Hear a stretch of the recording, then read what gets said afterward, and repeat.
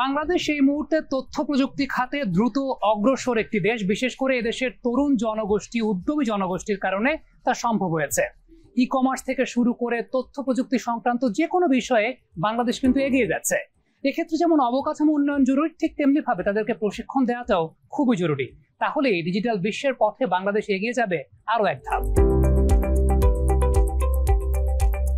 World যেমন খুব rapidly changing digitally, যদিও আমরা মনে করি যে আমরা হয়তো বা ফার্স্ট ওয়ার্ল্ড থেকে একটু পরে শুরু করেছি এই জায়গাটাতে, কিন্তু আইটি সেক্টরে বাংলাদেশের যত দিন যাচ্ছে তত আমাদের অনেক অগ্রগতি হচ্ছে। আমরা এখন সফটওয়্যার এক্সপোর্ট করতেছি, আমরা বা লোকালি আগে যেই সফটওয়্যারগুলো বিভিন্ন ধরনের ইআরপি বা এই ধরনের অটোমেশন টুল, আমাদেরকে আগে বাইরের অটোমেশন টুল ব্যবহার করতে হতো, যেটা অনেক এক্সপেন্সিভ ছিল আমাদের।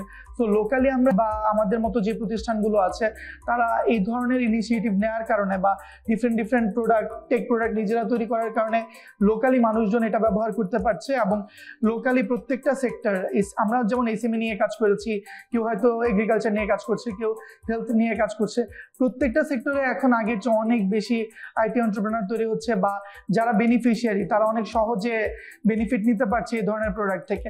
তো আমার মনে হয় যে সময়ের সাথে সাথে এটা আরো বাড়বে, এবং এটা বাড়া মানে হচ্ছে আমাদের ইকোনমিক কন্ডিশন আরো ইমপ্রুভ হবে।